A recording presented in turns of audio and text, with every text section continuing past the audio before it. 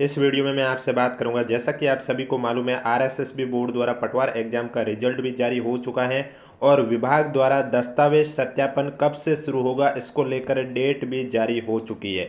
अब डीवी को लेकर शेड्यूल जब भी जारी होगा आपको इस यूट्यूब चैनल के माध्यम से बता दिया जाएगा, यानी कि किन स्टूडेंट का डीवी कौन सी डेट में कौन से समय में आयोजित किया जाएगा। इसका विस्तार से जब शेड्यूल जारी होगा आज या कल की डेट में ये भी जारी होने की पूरी संभावना है। इसलिए अगर अभी तक आपने चैनल सब्सक्राइब नहीं किया तो चैनल जरूर सब्सक्राइब कर लीजिए, क्योंकि विभाग की ओर से जब भी डीवी शेड्यूल आ जाएगा आपको इस यूट्यूब चैनल के माध्यम से इन्फॉर्म कर दिया जाएगा और उसकी पीडीएफ आपको हमारे टेलीग्राम चैनल पर देखने को मिल जाएगी, जिसका लिंक नीचे डिस्क्रिप्शन में दिया हुआ है।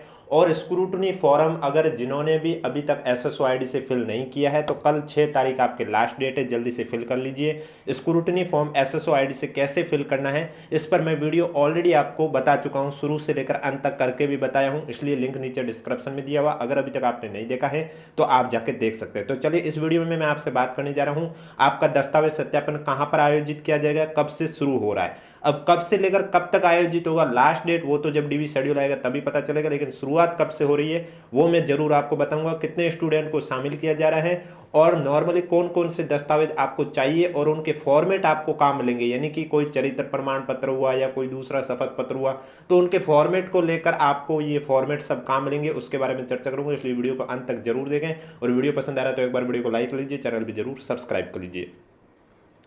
तो जैसा कि आप सभी को मालूम है आरएसएसबी बोर्ड द्वारा पटवार एग्जाम का रिजल्ट जारी हुआ है, जिसमें 2 गुना कैंडिडेट को डीवी के। अब बहुत साथी ये कह रहे थे कि हमारा रैंक में नाम है, यानी कि जो रिजल्ट की पीडीएफ आई है उसमें हमारा नाम है तो क्या हमारा भी डीवी होगा। तो कुछ कह रहे हैं कि हमारा नाम है लेकिन स्क्रूटनी फॉर्म ओपन नहीं हो रहा। तो मैं आपको बता देता हूँ, नाम एग्जाम जिसने दिया उन सभी कैंडिडेट का है, क्योंकि बोर्ड द्वारा मेरिट की जो लिस्ट जारी की गई है टोटल 12 पीडीएफ उन्होंने जारी की है, जिसमें जिन्होंने एग्जाम दिया उन सभी कैंडिडेट की डिटेल लिखी है।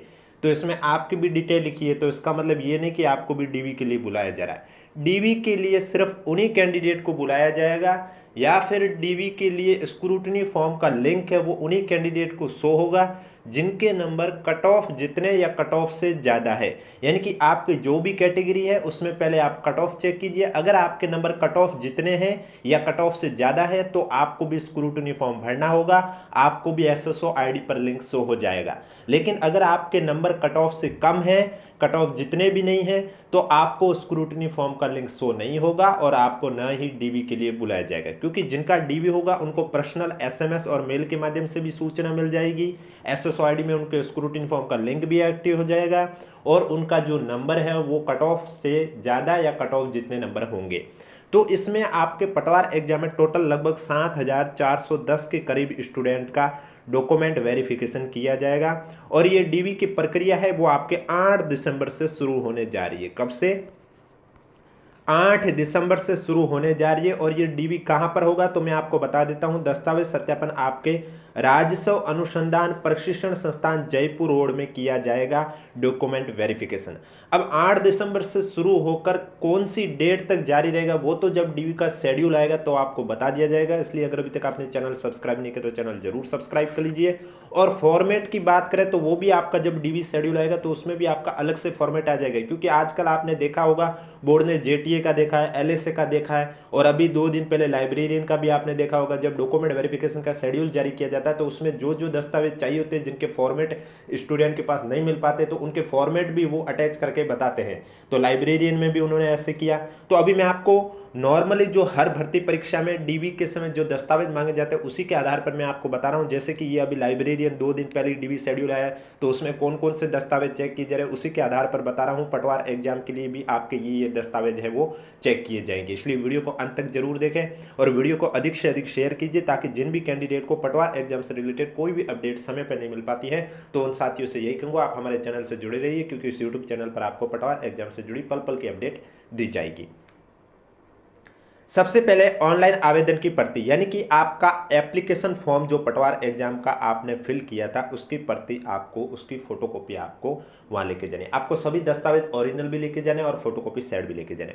अब अगर कोई कैंडिडेट कह दे कि मेरा एप्लीकेशन फॉर्म ही गुम हो गया है या मैंने प्रिंट ही नहीं निकलवाया है, मोबाइल में पीडीएफ थी अब वो पीडीएफ नहीं मिल रही है तो मैं एप्लीकेशन फॉर्म कहाँ से लाऊं, तो मैं आपको बता देता हूँ। आप एसएसओ आईडी में जाइए, माई रिक्रूटमेंट में जाओगे तो वहाँ आज तक आपने जितने भी, चाहे वो आरपीएससी आयोग के कोई एग्जाम हो या आरएसएसबी बोर्ड का कोई भी एग्जाम हो या फिर राजस्थान की कोई भी भर्ती का एग्जाम जिसका फॉर्म आपने एसएसओ आईडी से फिल किया है, वहाँ सभी आपकी हिस्ट्री अवेलेबल रहेगी। तो वहीं आपको पटवार एग्जाम 2025 जहाँ लिखा होगा उसके सामने एक ऑप्शन आएगा व्यू एप्लीकेशन का, उस पर आपको क्लिक कर देना। उस पर जैसे ही आप क्लिक करोगे आपके सामने पूरा एप्लीकेशन फॉर्म है वो ओपन हो जाएगा और उसको आपको डाउनलोड करके प्रिंट निकाल कर आपको लेके जाना होगा। जिन भी साथियों के एप्लीकेशन फॉर्म नहीं मिल रहे हैं तो उम्मीद करता हूं आप समझ गए होंगे कि आपको एप्लीकेशन फॉर्म कहां से मिलेगा।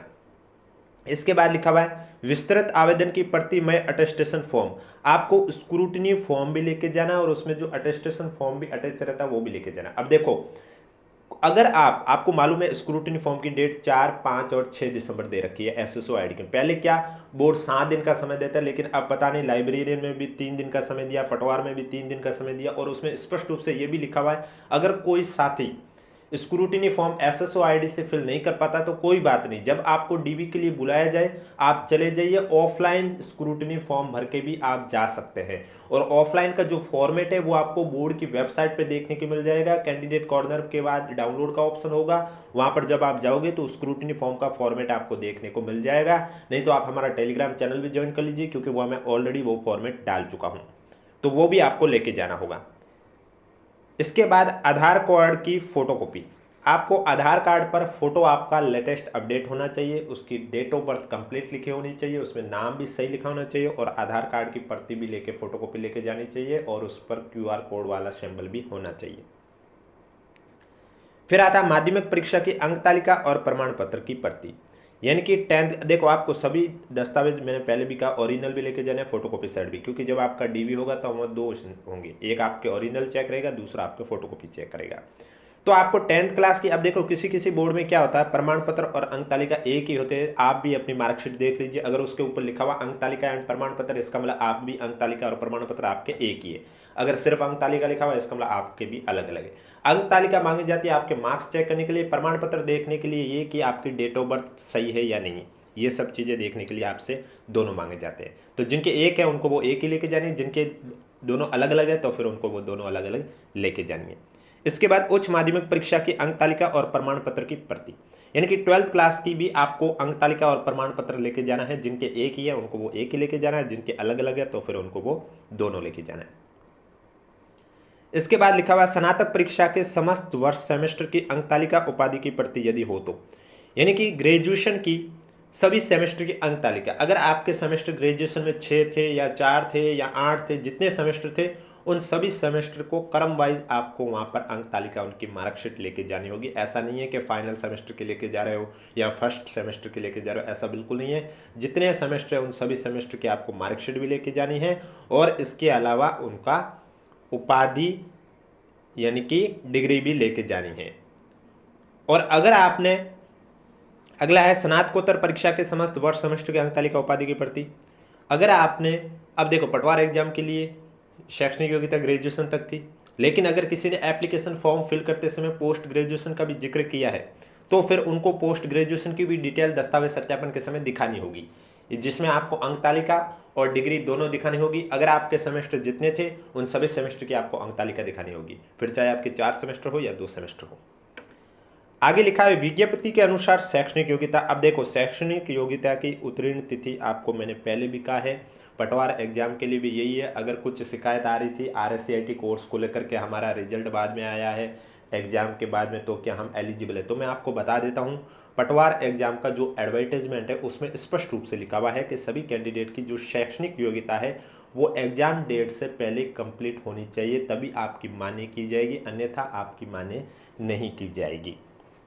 तो अब जो भी आपकी शैक्षणिक योग्यता है ग्रेजुएशन तक की और उसके अलावा कंप्यूटर से रिलेटेड जो भी आपका कोर्स कर रखा है एडवर्टाइजमेंट में अलग अलग दे रखा है, जरूरी नहीं कि RSCIT कंपलसरी। अगर आपने बीटेक कर रखी है तो RSCIT की कोई ज़रूरत नहीं, या फिर कोई अन्य कंप्यूटर कोर्स जो कि विज्ञप्ति में दिया हुआ उसके अनुसार आपका कर रखा है तो RSCIT की कोई ज़रूरत नहीं है। अगर एक भी नहीं किया हुआ सिर्फ RSCIT किया हुआ तो फिर RSCIT आप दिखा सकते हैं।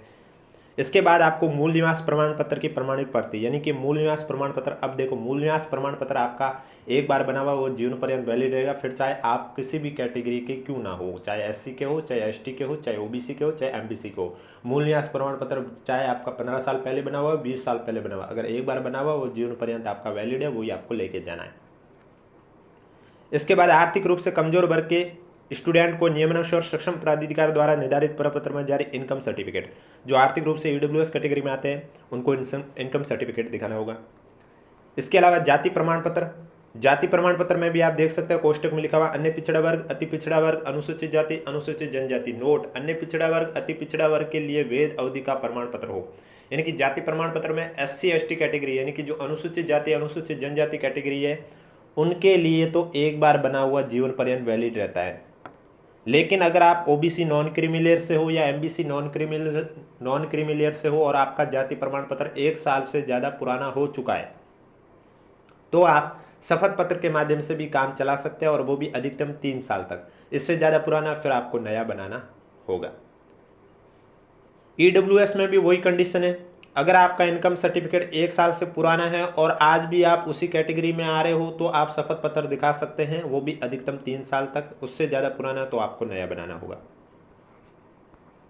नेक्स्ट पॉइंट पर आप देख सकते हैं यहाँ पर स्पष्ट रूप से लिखा हुआ है, आरक्षित वर्ग के स्टूडेंट के पास आवेदन की अंतिम तिथि के बाद का जाति प्रमाण पत्र होने पर कार्मिक विभाग के परिपत्र क्रमांक दिनांक 17/10/2022 के अनुसार शपथ पत्र, यानी कि अगर आपने आवेदन के अंतिम तिथि के बाद का जाति प्रमाण पत्र उसके बाद बनाया हो तो आप शपथ पत्र देना होगा। जैसा कि ये आपने कार्मिक विभाग का परिपत्र देखा होगा 17/10/2022 का।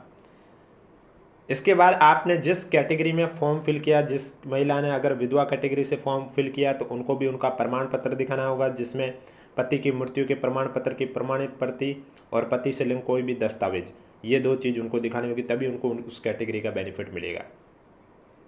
या कोई विवाह विच्छेद परित्यक्ता तलाकशुदा है तो उन्हें सक्षम स्तर से जारी विवाह विच्छेद की डिग्री का प्रमाणित प्रस्तुत करना होगा। संतान संबंधी शव घोषणा का प्रमाण पत्र भी चाहिए होगा। चाइल्ड डिक्लेरेशन फॉर्म भी आपको चाहिए होगा। अब अगर किसी ने फॉर्म एक्स सर्विसमैन से भरा है तो भूतपूर्व सैनिक होने पर सेवानिवृत्ति सक्षम प्राधिकार द्वारा जारी अनापत्ति प्रमाण पत्र और भूतपूर्व सैनिक श्रेणी में पूर्व में राजकीय नियोजन प्राप्त नहीं होने संबंधी शव घोषणा पत्र, ये जो एक्स सर्विसमैन से भरा है उनके लिए अनापत्ति प्रमाण पत्र है। दिव्यांग श्रेणी होने पर राजस्थान दिव्यांगजन नियम 2018 के अनुसार मेडिकल बोर्ड द्वारा प्रदर्शित निःशक्तता का प्रमाण पत्र भी आपको देगा। अगर आप पीएच कैंडिडेट के हो तो उसका भी आपको प्रमाण पत्र देना होगा। राजकीय सेवा में कार्यरत होने पर नियुक्त अधिकारी द्वारा जारी अनापत्ति प्रमाण पत्र या इस संबंध में स्टूडेंट का शव घोषणा पत्र, यानी कि आप किसी और सेवा में कार्य कर रहे हो तो भी आपको अनापत्ति प्रमाण पत्र या इस संबंध में स्टूडेंट का शव घोषणा प्रमाण पत्र आपको प्रस्तुत करना होगा। शैक्षणिक प्रशासनिक योग्यता के संबंध में एक आपको देखो, आपने जो भी दस्तावेज दिखाए हैं कूट रचित को लेकर एक शपथ पत्र भी दिखाना होता है, जिसमें क्या लिखा होता है कि आपने जो भी दस्तावेज दिखाए हैं सभी सही है, कोई भी जाली या फर्जी दस्तावेज नहीं है। अगर कोई जाली या फर्जी दस्तावेज पाया जाता है तो आपके विरुद्ध कार्रवाई की जा सकती है। इसके अलावा स्टूडेंट के अंतिम शिक्षण संस्थान द्वारा प्रदत्त चरित्र प्रमाण पत्र और 2 राजपत्रित अधिकारियों से हस्ताक्षरित चरित्र प्रमाण पत्र। चरित्र प्रमाण पत्र टोटल आपसे 3 मांगे जाएंगे, जिनमें से एक तो आपने जहाँ से भी अंतिम शिक्षा प्राप्त की है वहाँ का होना चाहिए, और 2 अलग अलग राजपत्रित अधिकारियों से जारी किया होना चाहिए, और वो आपके सगे संबंधी नहीं होने चाहिए। इसके बाद संलग्न अन्य शपथ पत्र, इसके बाद जो भी अन्य प्रमाण पत्र आप पर लागू हो रहे हैं या फिर आपके पास जो है वो आप दिखा सकते हैं। ये सब डॉक्यूमेंट, मैक्सिमम यही डॉक्यूमेंट चाहिए। बाकी जब ऑफिशियली पटवार एग्जाम का डीवी शेड्यूल जारी किया जाएगा तो आपको यूट्यूब चैनल के माध्यम से बता दिया जाएगा। इसलिए अगर अभी तक आपने हमारा चैनल सब्सक्राइब नहीं किया तो चैनल जरूर सब्सक्राइब करें, नोटिफिकेशन भी ऑन रखें। और एक आपका हस्तलिपि वाला भी चाहिए होगा, जिसमें आपको मालूम है हिंदी और इंग्लिश में लिखा होता है। इंग्लिश के नीचे खाली जगह होती है, हिंदी के नीचे खाली जगह होती है। जो लिखा होता है ऊपर वही सेम चीज़ आपको नीचे लिखनी होती है। फिर बस खालिस्तान में जहाँ पर आपका नाम, पिता का नाम, roll number, application form, exam का नाम और आपको अपने सिग्नेचर कर देने होते हैं। ये भी चीज़ आपसे वहाँ पर मांगी जाएगी। दस्तावेज सत्यापन आपके 8 दिसंबर से राजस्व अनुसंधान प्रशिक्षण संस्थान जयपुर रोड पर आयोजित किया जाएगा। ऑफिशियली नोटिफिकेशन आने पर आपको हम सूचित कर देंगे। इसलिए जिन भी कैंडिडेट को पटवार एग्जाम से रिलेटेड कोई भी अपडेट समय पर नहीं मिल पाती है तो उन साथियों से मैं यही कहना चाहूँगा, आप हमारे चैनल से जुड़े रहिए, चैनल सब्सक्राइब कीजिए, नोटिफिकेशन भी ऑन रखिए ताकि जब भी नई अपडेट आई सबसे पहले आपके पास पहुँचेगी। और मैं फिर से बता देता हूँ, पटवार एग्जाम के लिए स्क्रूटनी फॉर्म का लिंक उन्हीं को ही शो होगा जिनके नंबर कट ऑफ जितने या कट ऑफ से ज़्यादा हैं। रैंक वाइज रिजल्ट तो सभी का आया है, जिन्होंने एग्ज़ाम दिया है सबका रैंक में नाम है। जब आप बोर्ड की वेबसाइट पर जाके रिजल्ट में जाओगे तो वहाँ आपको टोटल 12 PDF पटवार एग्ज़ाम से देखने को मिलेगी। आपने एग्ज़ाम दिया है तो आपका भी नाम होगा PDF में। इसलिए ये ज़रूरी नहीं है कि PDF में नाम है और आपका स्क्रूटनी फॉर्म में लिंक शो नहीं हो रहा है, ये कोई शो होना ज़रूरी भी नहीं है, क्योंकि आपके नंबर होने चाहिए कितने, कट ऑफ से ज़्यादा। अब किसी को भी कोई डाउट है तो नीचे कमेंट बॉक्स में पूछिए और वीडियो को अधिक से अधिक शेयर कीजिए, ताकि आगे भी इसी तरह आपको पटवार एग्ज़ाम से जुड़ी पल पल की अपडेट मिलती रहे।